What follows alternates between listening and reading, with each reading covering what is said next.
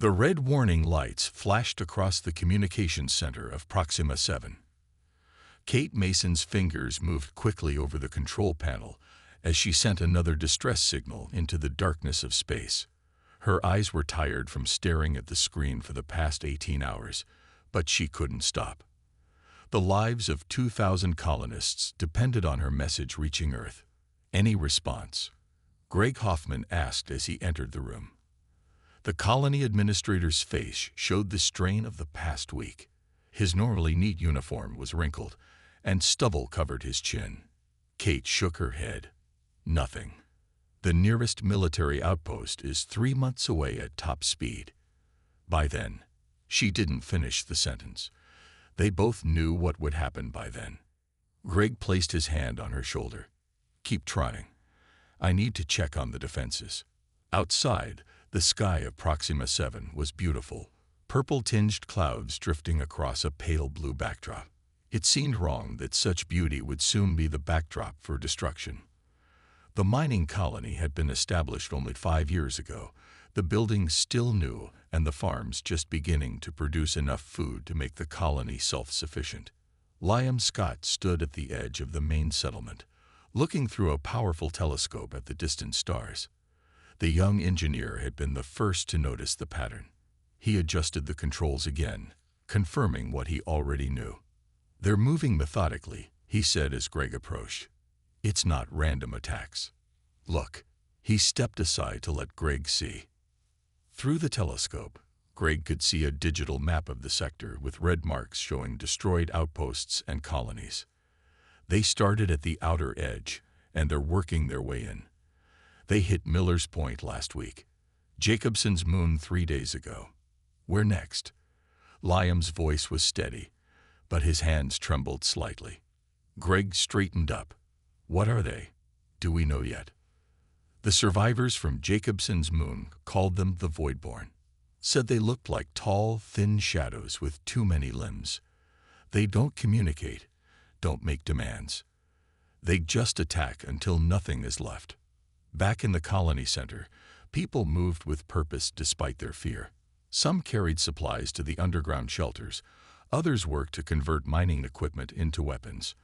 Children were being taught emergency protocols by their teachers, their small faces serious. Diane Martinez directed the security efforts. The former military officer had been living quietly as a colonist until the threat emerged. Now she was in her element, organizing civilians into defense teams. We'll use the mining lasers as perimeter weapons, she told a group of volunteers. They're not designed for fighting, but they can cut through metal, so they'll do some damage. Kate's voice suddenly came through the colony's speaker system. Attention all colonists. This is an emergency broadcast. Long-range sensors have detected the Voidborn fleet. Estimated arrival time: 72 hours. All civilians report to your assigned stations. This is not a drill. In the medical center, Dr. Alan West inventoried his supplies. He knew they wouldn't be enough. Not for what was coming. Still, he organized bandages, medicines, and surgical tools with methodical care. Will Earth send help? Asked his assistant, a young woman who had come to Proxima 7 looking for adventure. If Kate's messages get through, if they have ships close enough, if they can gather a force big enough to matter. He paused. We need to be ready to handle this ourselves. As night fell on the colony, lights burned in every building. No one slept. Children clung to parents. Friends said things they had always meant to say but never found the time. And at the communications center, Kate continued to send their call for help into space, hoping against hope that someone was listening. 72 hours. That was all the time they had left. The sun rose on Proxima 7 for what many feared might be one of the last times. 65 hours remained before the Voidborn fleet would arrive. The colony hummed with activity as people prepared defenses around the main settlement. Diane Martinez watched as a group of miners turned farmers practiced with makeshift weapons. She had divided the colonists into teams, each with specific duties. Some would fight, others would provide medical support, and others would protect the children. Hold it like this, Diane said, adjusting a woman's grip on a mining tool that had been sharpened into a spear. Aim for the center mass. Don't try to be fancy. The woman nodded, her face pale but determined. She had 2 small children in the colony's daycare center. Across the settlement, Liam Scott and Susan Powell worked inside a large warehouse, converting mining lasers into defensive weapons. The lasers were designed to cut through rock, not for fighting, but with modifications, they could become deadly. "Hand me that wrench," Liam said, his head buried inside a laser housing. Susan passed him the tool, then returned to programming the targeting system. "Do you think these will actually work against them?" Susan asked. Her blonde hair was tied back in a messy ponytail, smudges of grease on her face. Liam emerged from the machinery. "They have to. We're mounting 8 of these around the colony perimeter. They're our best shot." In the communications center, Kate hadn't left her post. Her voice was hoarse from recording the same message over and over. "This is Mining Colony Proxima 7, sending an emergency distress call. We are under imminent threat from hostile forces known as the Voidborn. 2,000 colonists require immediate military assistance. Our coordinates are..." Greg brought her a cup of water. "You need to rest." Kate shook her head. "No time. I picked up transmissions from Jacobson's moon before they went dark. The Voidborn don't take prisoners." Suddenly, alarms blared throughout the colony. Greg grabbed the communications panel. "Report." "Sir, we have a small ship entering orbit," a voice responded. "Matches Voidborn design. Looks like a scout. All defensive teams to your positions," Greg ordered through the colony-wide system. "This is not a drill." Repeat, this is not a drill. People rushed to their assigned areas. Parents hugged their children before sending them to the underground shelters with designated guardians. Others grabbed their weapons and ran to the perimeter. Diane led a team to the north side of the colony where the Voidborn scout ship was descending. One of the modified mining lasers was positioned there, with Susan at the controls. "Wait until they're in range," Diane ordered. "Make every shot count." The ship landed a half-mile from the colony edge. For a moment, nothing happened. Then a hatch opened, and dark figures emerged. They moved strangely, almost floating across the ground, their bodies thin and tall with multiple limbs that seemed to bend in impossible ways. "Fire," Diane ordered when the figures were 300 yards away. Susan activated the laser. A bright beam sliced through the air, cutting down 2 of the Voidborn. The others scattered, moving with frightening speed. They carried weapons that fired bursts of energy. The first colonist fell, then another. Screams filled the air as the Voidborn advanced despite continued laser fire. "Fall back to position 2, Diane shouted, firing her own weapon. In the medical center, Dr. Alan West heard the fighting. He prepared his surgical tools as the first wounded arrived, carried by their fellow colonists.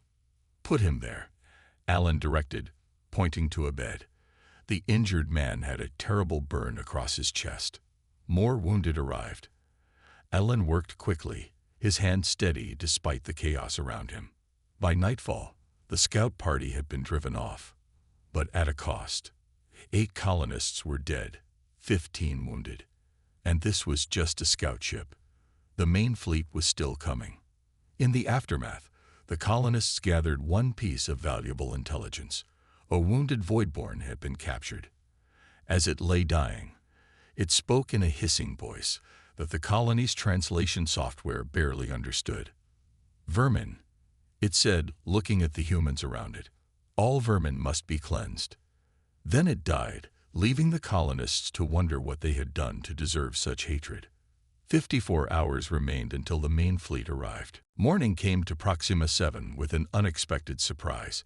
A small, sleek ship appeared in orbit, its design unlike anything the colonists had seen before. It wasn't Voidborn, it was something else entirely. "They're requesting permission to land," Kate said, her voice showing both hope and suspicion. "They claim to be from something called the Galactic Concord." Greg and Diane exchanged glances. "Could be a trick," Diane said, her hand resting on her weapon. Or it could be help, Greg replied. Allow them to land at the outer pad. Diane, take a security team to meet them. The ship descended gracefully, landing on the designated pad half a mile from the main settlement. Its surface gleamed with an iridescent sheen that changed colors as the sunlight hit it. A ramp extended, and a tall figure emerged. The alien stood over 7 feet tall, with pale blue skin and 4 arms. Its face featured large, dark eyes and no visible nose, just small breathing slits. It wore what appeared to be ceremonial robes with intricate patterns. I am Zethral, diplomatic envoy of the Galactic Concord, the alien said in perfect English. I come to speak with your leaders. Diane kept her weapon ready. Follow me, she said, surrounding the visitor with armed colonists. In the colony's meeting hall, Greg waited with Kate, Liam, and Dr. Allen. When Zethral entered, there was a collective intake of breath. None of the colonists had seen an alien besides the Voidborn before. Thank you for coming, Greg said, stepping forward. We're in desperate need of assistance. The Voidborn fleet will arrive in 48 hours. Zethral's expression remained unreadable. That is why I am here. The Concord has monitored the Voidborn activities in this sector for some time. Hope flickered across the faces of the humans. Kate leaned forward. Then you'll help us. You have ships that can fight them off. No, Zethral said simply. The Concord does not intervene in Voidborn cleansing operations. It is our policy of non-intervention. The room went silent. Greg's face hardened. Then why are you here? To offer limited evacuation. We can take 20 of your people as specimens of your species, your best and brightest, to preserve something of humanity in our biological archives. Diane stepped forward aggressively. Specimens, while the rest of us die. The Voidborn have been eliminating younger spacefaring species for centuries, Zethral explained. The Concord has found that non-intervention is the safest policy. They do not attack species that stay neutral. You're sacrificing us, Liam said, disgust clear in his voice. Zethral's 4 hands made a complicated gesture. We offer what we can. The Voidborn are formidable. Even the Concord fears their power. Greg stood tall despite his exhaustion. We reject your offer. If you won't help us fight, then leave.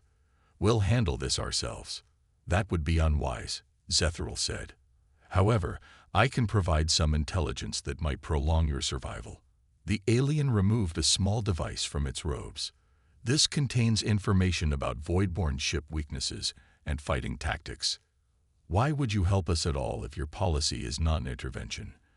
Dr. Allen asked suspiciously. Zethral hesitated. I came to document your colony's final moments for our archives. It is standard procedure. Kate's face flushed with anger. You came to watch us die. Knowledge must be preserved, even of species that don't survive, Zethral replied without emotion. The Concord has existed for 50,000 of your years. We have seen many species come and go. Before anyone could respond, the colony's alarm system blared. Kate rushed to a nearby console. Multiple ships dropping out of faster-than-light travel, she reported, her face paling. It's the Voidborn main fleet. They're early. Zethral's calm facade cracked slightly. That is not their usual pattern. They must consider your colony a significant threat to arrive with such urgency.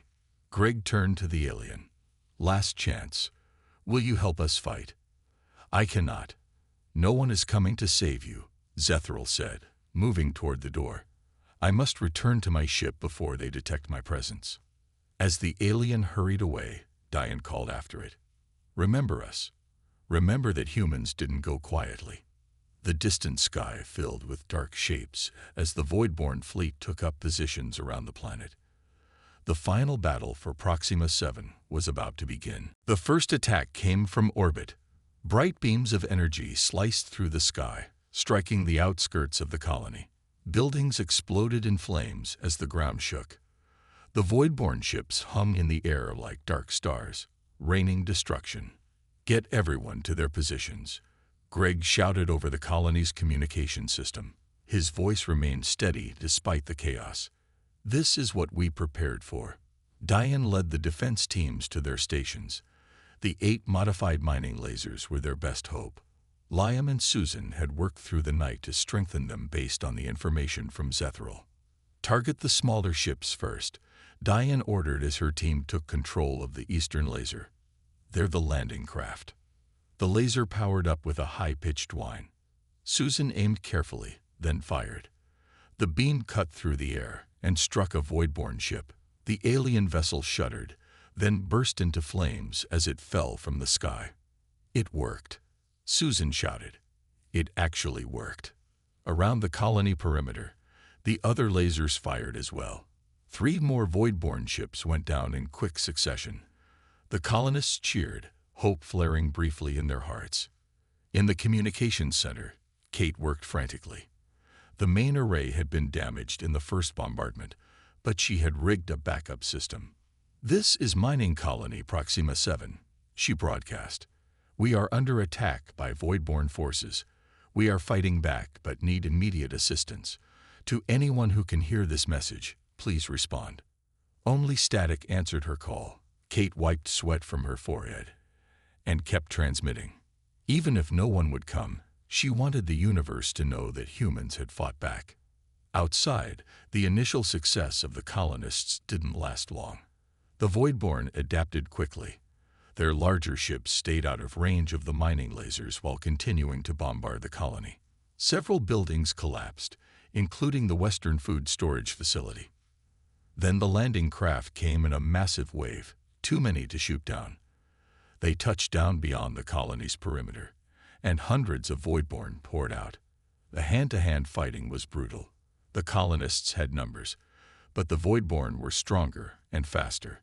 They moved like shadows, their multiple limbs wielding strange weapons that fired bursts of energy or curved blades that cut through the colonists' makeshift armor.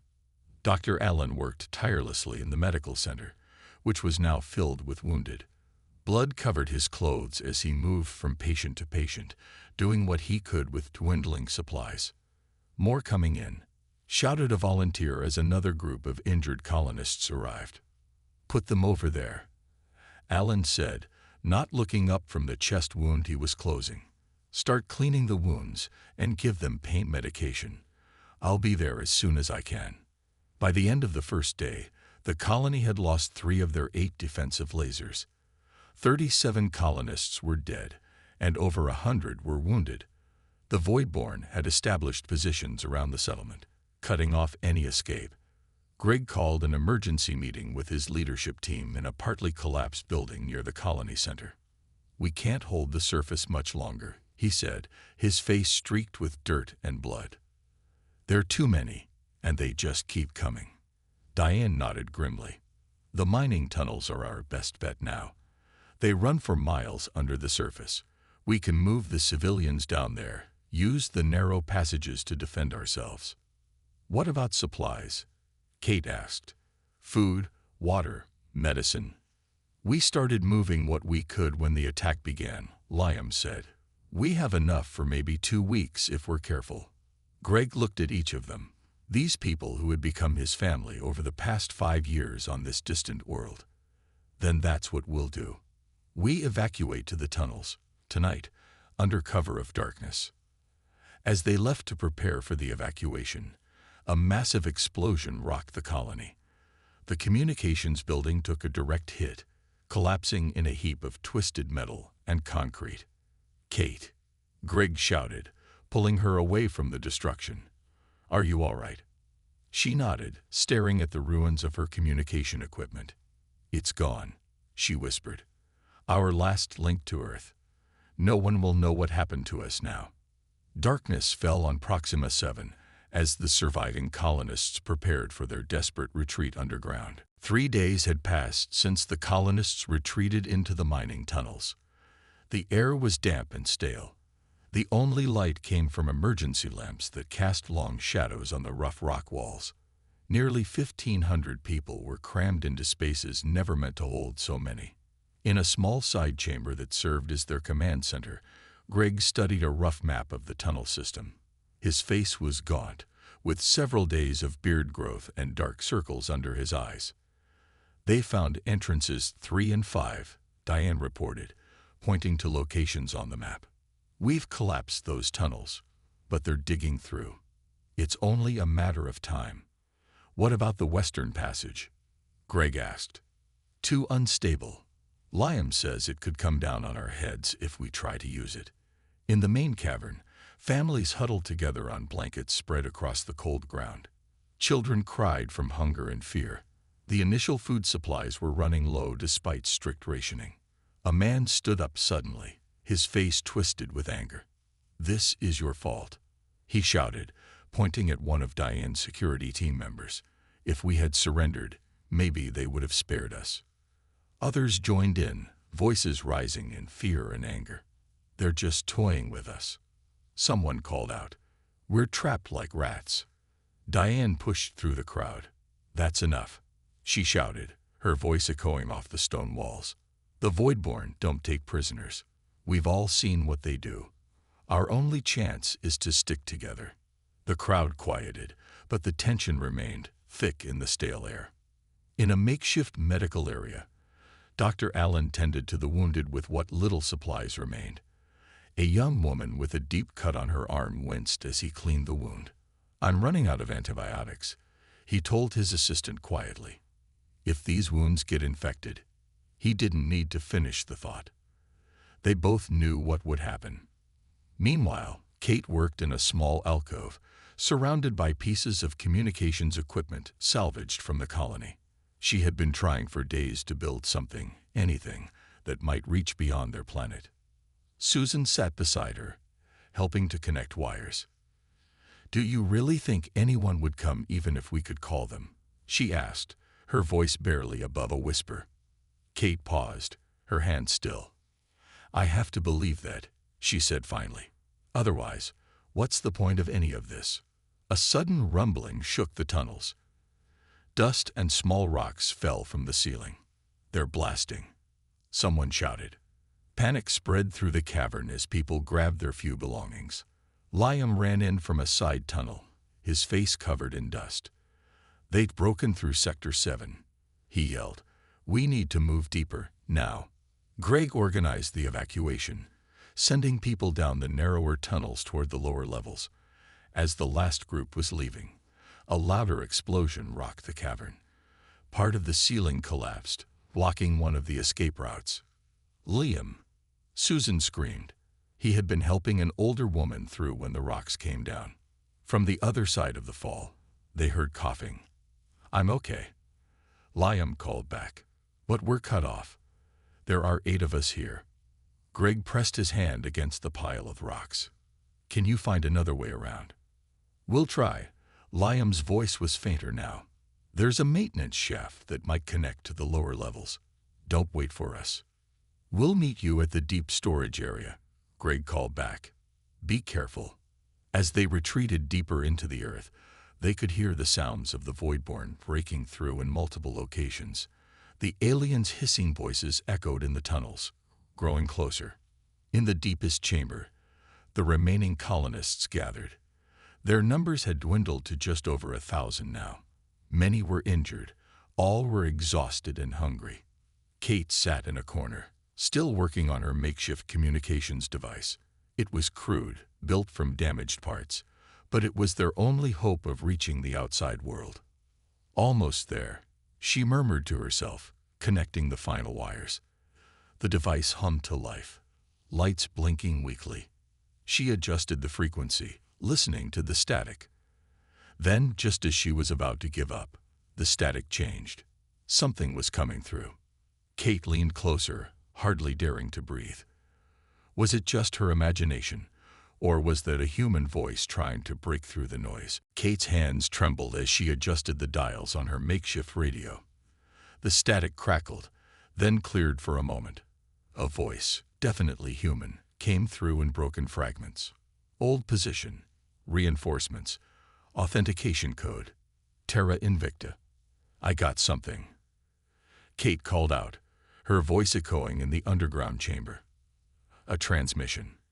Greg and Diane rushed to her side, followed by others who had been resting nearby. They crowded around the small device as Kate tried to improve the signal. "This is Proxima 7, she said into the microphone. "We read you partially. Please repeat your message." More static.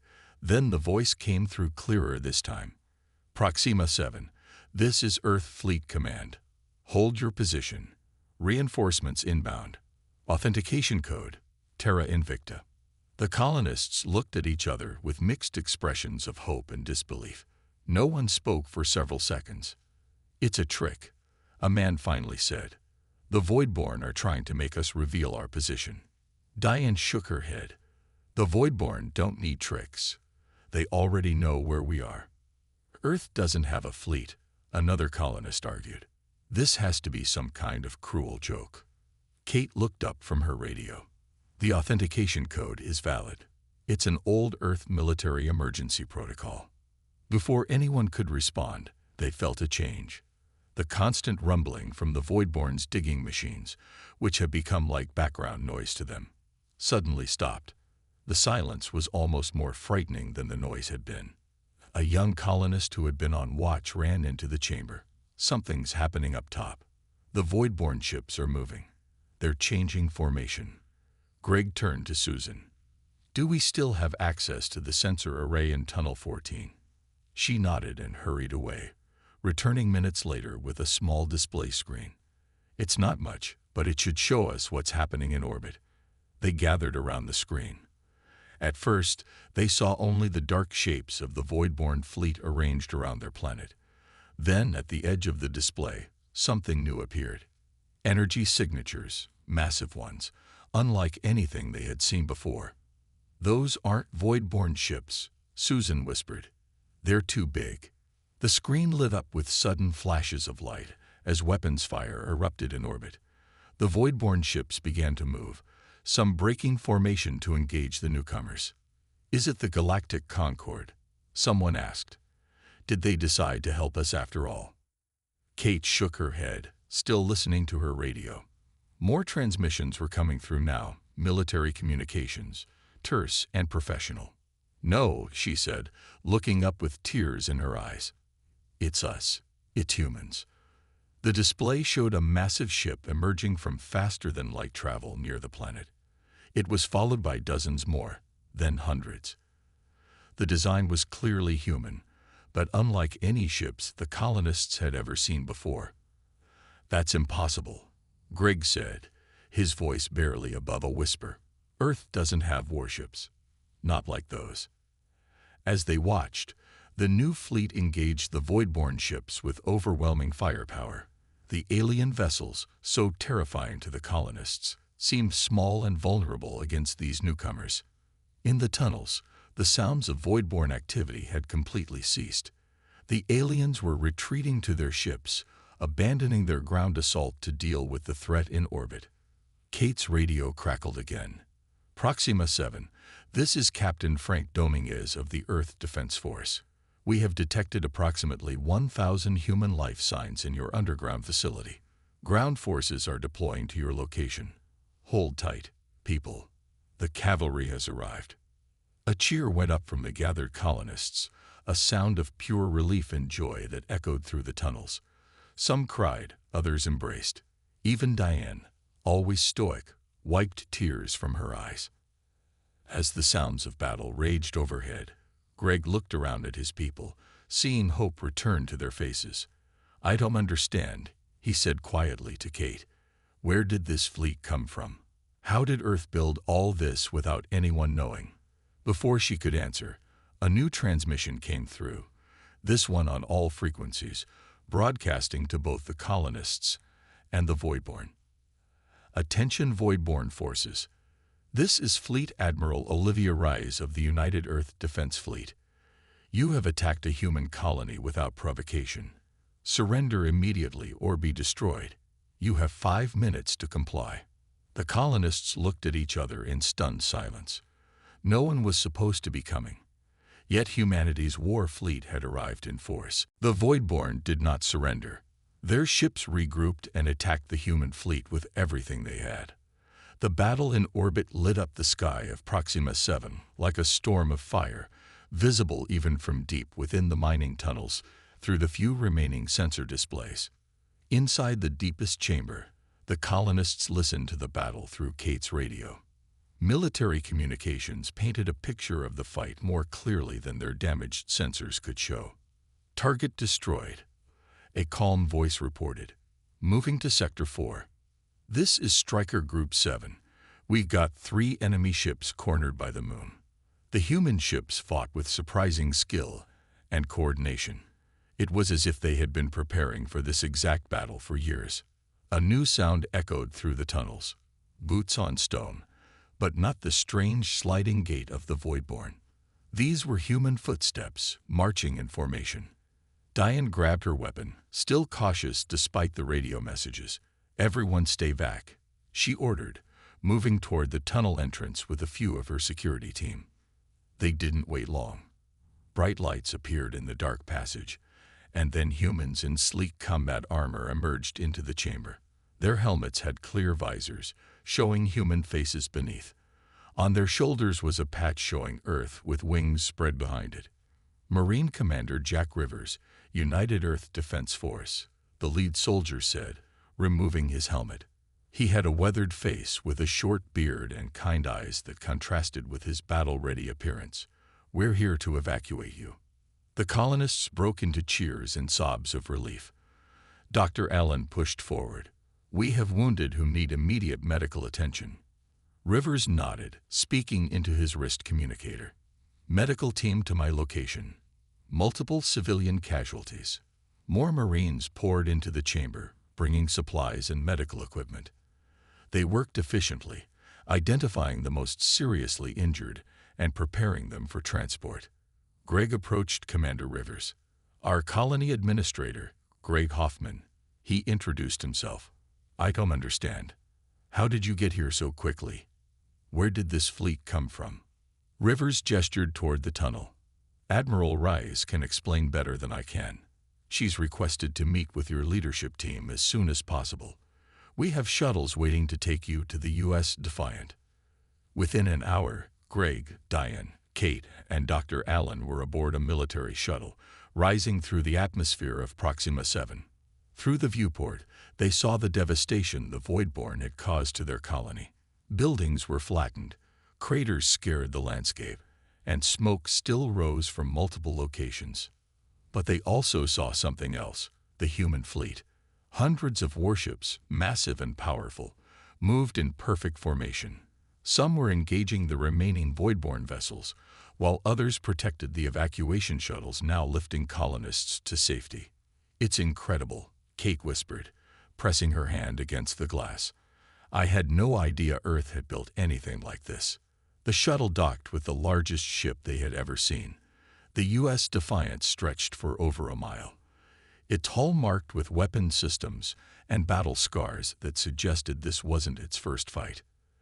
They were escorted to a briefing room where a woman in a crisp uniform waited. She had silver-streaked black hair pulled back in a tight bun, and the posture of someone used to command. "Admiral Olivia Reyes." She introduced herself, shaking their hands firmly. "Welcome aboard the Defiant. I'm glad we reached you in time." "How did you know we needed help?" Greg asked. "Our distress calls shouldn't have reached Earth for months." Admiral Reyes smiled slightly. "They didn't need to. We've been monitoring the Voidborn for years. When they started moving toward Proxima 7, we were already on our way. But this fleet," Diane gestured around them. "Earth doesn't have a military fleet. Not like this." "Not publicly," Rice corrected. "For the past 20 years, Earth has been quietly building its defenses. After the first encounters with hostile species, our governments realized we needed to be prepared." She touched a control panel, and a holographic display appeared, showing dozens of human fleets spread across space. "What you see here is just one battle group. We have 5 more currently engaged with Voidborn forces throughout the sector." The colonists stared in amazement at the scale of the operation. All this time, while they had believed they were alone and defenseless, humanity had been preparing. "What about the Galactic Concord?" Kate asked. "Their representative said no one would help us." Admiral Rice's expression hardened. "We have some questions for the Concord as well. In fact, their diplomatic vessel is currently being escorted to this ship." Zethril entered the briefing room with 4 armed guards surrounding him. The Galactic Concord representative's calm demeanor had vanished, replaced by obvious nervousness as his 4 hands twitched at his sides. "You told the colonists that no one would come to help them," Admiral Rice said without preamble. "Was that the official position of the Concord, or your own assessment?" The alien's large eyes darted between the humans. "Both," he admitted finally. "The Concord has maintained a policy of non-intervention with the Voidborn for centuries. We never expected this." He gestured at the viewport showing the massive human fleet. "You knew what would happen to these people," Diane said, anger clear in her voice. "You were willing to let them die. Many species have fallen to the Voidborn," Zethril replied defensively. "It is the natural order. The strong survive, the weak perish. And yet here we are," Greg said quietly, "the supposedly weak humans, defeating your unstoppable Voidborn."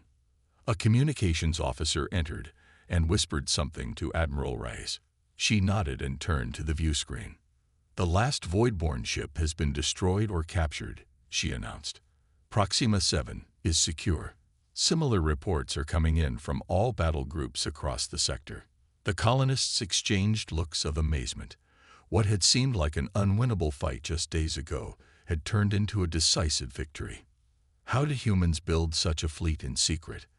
Zethril asked, his voice shaking slightly. "The Concord monitors all major shipbuilding activities in known space." Admiral Rice smiled. "Not as well as you thought. After our first contact with alien species, Earth's nations came together in secret. While maintaining a civilian face, we poured resources into defense. Every colony we established included hidden military research facilities. Every mining operation doubled as material collection for our shipyards built in the shadows of gas giants and asteroid fields." "But why keep it secret?" Kate asked. "Because of entities like the Concord," Rice explained. "We intercepted and decoded their communications years ago. We learned they were sacrificing younger species to appease the Voidborn, directing them away from Concord worlds." Zethril's pale blue skin darkened with what appeared to be shame. "What happens now?" Dr. Allen asked. "The rescued colonists will be transported to Earth or other secure colonies of their choice," Rice said. "As for you 4, I have a proposal. We need experienced colonial administrators who understand frontier life and have proven leadership abilities." She touched a control, and a holographic display showed a new ship under construction, far larger than even the Defiant. "This is the U.S. Guardian, the first of our new diplomatic defense vessels. Its mission will be to contact other species threatened by the Voidborn and offer them protection under the Human Defense Alliance." Greg and Diane exchanged glances. "You want us to help build alliances?" Greg asked. "Exactly. The Voidborn have been bullies for too long, and the Concord has been complicit. It's time for a new approach." Kate moved toward the communications panel. "May I?" she asked the Admiral, who nodded. Kate activated the system and began to speak.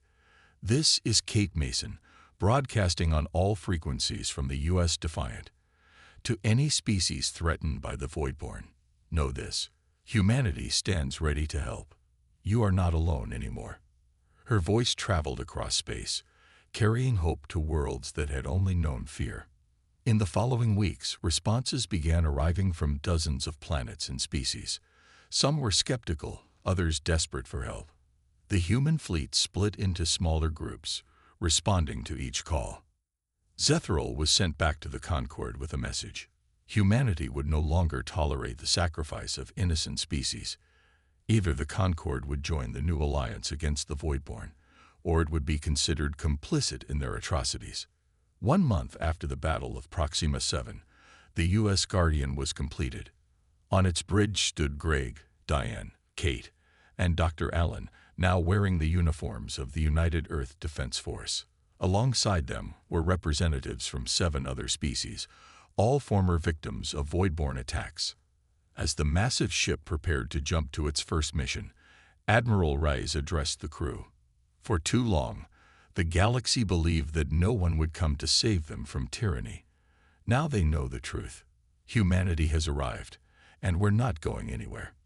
The Guardian vanished into faster-than-light travel, carrying the message of hope to a galaxy that desperately needed it.